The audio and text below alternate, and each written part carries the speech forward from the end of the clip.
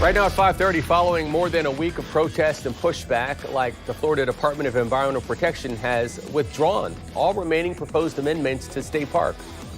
The agency said in a statement that the decision came from the direction of Governor Ron DeSantis and feedback from the public. News4JAX anchor reporter John Acebus spoke with Senator Rick Scott and Congressman Matt Gaetz about their thoughts on the initiative that has now been tabled.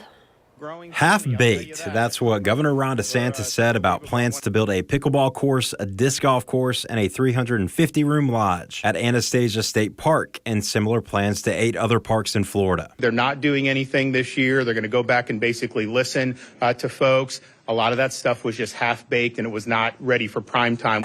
It caught the state of Florida off guard between protests and local leaders airing grievances. Get loud. They need to hear us. I found that this plan hasn't sat well with many. What do you think that tells you? Our state parks give us a window into that version of Florida where you can wet a line and catch a redfish, or go on a hike and see a great blue heron. Congressman Matt Gaetz stood against the proposed plans. He tells me proposals like these have a process, and ultimately people's voices did get heard.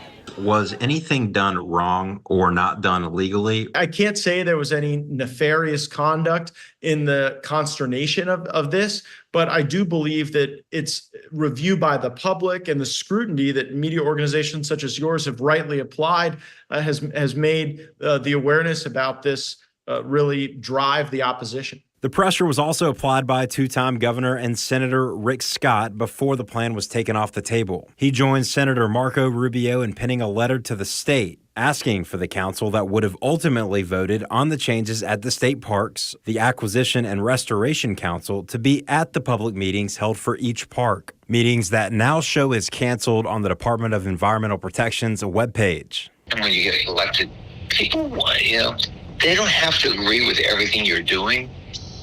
But give them a chance to tell you why they believe the way you do. And I think when you set up these councils and commissions that have broad authority to act in the name of our state government, it gets away from the type of transparency and accountability. John Acebus, Channel 4, the local station.